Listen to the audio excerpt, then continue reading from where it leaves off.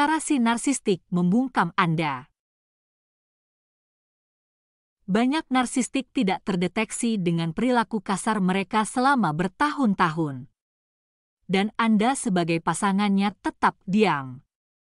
Orang yang belum pernah menjalin hubungan dengan si narsistik biasanya berjuang untuk memahami mengapa Anda tetap diam, meskipun Anda mengalami pelecehan seperti itu. Si narsistik menggunakan taktik licik untuk membuat Anda diam dan membiarkan mereka untuk melanjutkan pelecehan. Mempelajari taktik mereka membantu Anda melihat apa yang mereka lakukan, memberi Anda kepercayaan diri untuk berbicara, dan keluar dari kehidupan mereka jika perlu. Ini juga dapat membantu Anda menemukan tanda-tanda dalam kehidupan orang yang Anda kenal. Begini cara si narsistik membungkam Anda. 1. Intimidasi. Si narsistik yang lebih ganas menggunakan intimidasi dan ancaman untuk membungkam pasangannya, dengan mengancam mereka secara langsung maupun tidak langsung. Mereka mungkin mengatakan hal-hal seperti, "Tuhan tahu apa yang terjadi jika kamu memberitahu orang lain." Yang bukan ancaman literal. Tapi cukup jelas apa yang mereka maksud. Si narsistik menggunakan ancaman tidak langsung karena mereka dapat mengklaim adanya kesalahpahaman jika mereka ditantang. Dan pasangan pemaaf mereka sering memberi mereka keuntungan dengan tetap diam. 2. Loyalitas. Si narsistik sering berbicara tentang kesetiaan di antara pasangan dan bagaimana masalah dalam hubungan harus tetap ada di antara Anda berdua. Memang tidak sehat untuk lari ke teman dan keluarga untuk setiap masalah kecil. Tetapi masalah dalam hubungan narsistik bukanlah sekedar masalah hubungan, tetapi karena mereka melakukan pelecehan dan manipulasi. Si narsistik menyembunyikan manipulasi mereka sebagai masalah hubungan normal. Dan mungkin sulit untuk membedakannya karena si narsistik itu kacau, tidak terduga, dan membingungkan. Jadi, pasangan yang setia sering melakukan kesalahan karena berhati-hati dan tutup mulut. Karena terindoktrinasi bahwa kesetiaan itu penting. Dan selain itu, mereka bingung dengan apa yang terjadi. 3. Normalisasi. Si narsistik memiliki cara untuk menormalkan pelecehan yang sulit dijelaskan kepada orang-orang yang belum pernah menjalin hubungan dengannya. Mereka secara bertahap meningkatkan intensitas dan frekuensi pelecehan mereka selama hubungan. Taktik ini seperti pepatah lempar katak ke dalam air mendidih dan ia melompat ke tempat yang aman. Tapi masukkan ke dalam air hangat dan nyalakan apinya, dan dia akan mati pelan-pelan. Seperti cerita tentang katak itu, si narsistik secara bertahap meningkatkan pelecehan mereka sehingga hampir tidak dapat dikenali. Mereka bertindak seolah-olah perilaku jahat mereka bukan masalah besar. Dan ini sangat efektif, karena itu membingungkan Anda. Anda menjadi ragu-ragu, karena tidak 100% yakin dengan apa yang terjadi. 4. Mengalihkan kesalahan. Si narsistik ahli dalam pengalihan kesalahan.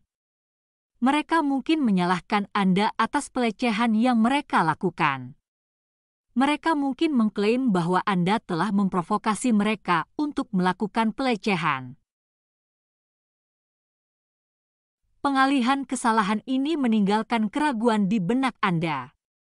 Jadi Anda tetap diam karena Anda tidak ingin memperbesar suatu masalah. 5. panas dan dingin. Si narsistik juga membungkam Anda dengan bersikap panas dan dingin. Mereka mengerti bahwa mereka tidak bisa kasar sepanjang waktu, karena akan terlihat jelas apa yang mereka lakukan.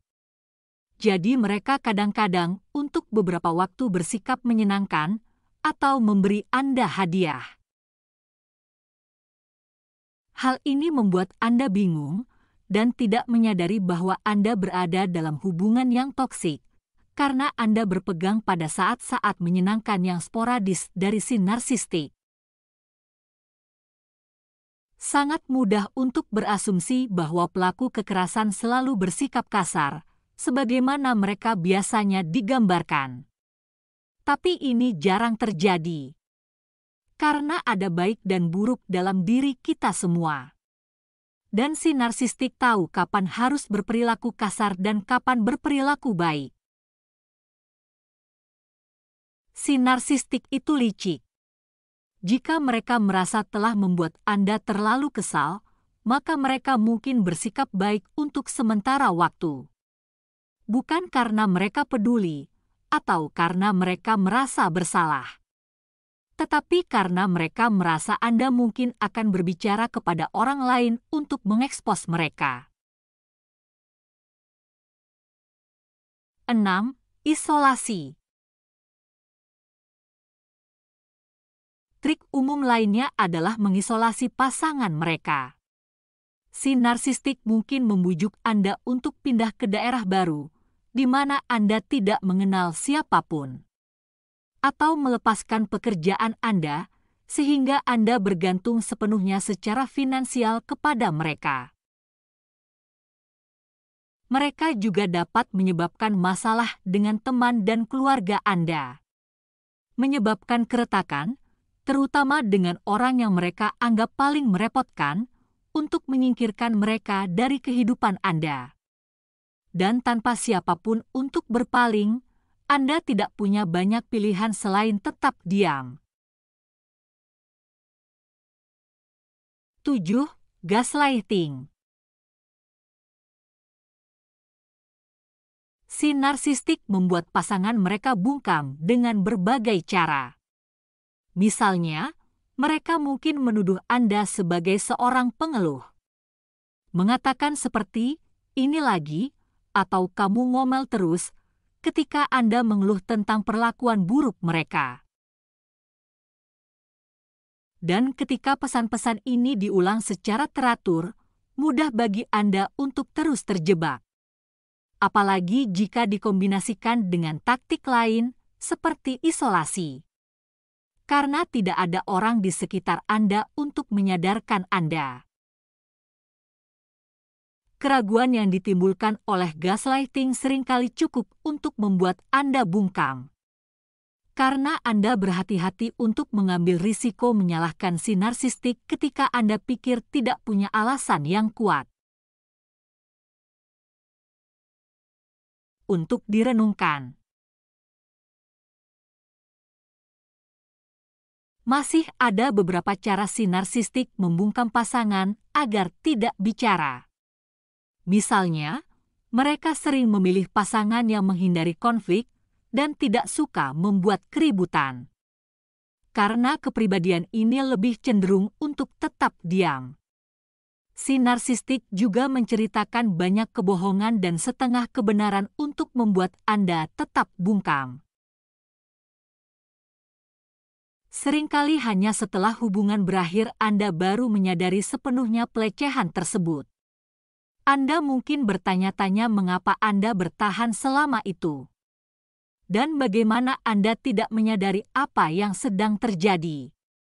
Tapi jangan salahkan diri Anda, karena semua korban narsistik mengalami hal ini. Jangan takut untuk menceritakan kisah Anda. Bahkan jika peristiwa itu sudah lama Anda alami. Karena tidak hanya membantu Anda memahami dan melanjutkan hidup Anda, tetapi itu juga membantu orang lain belajar dari pengalaman Anda.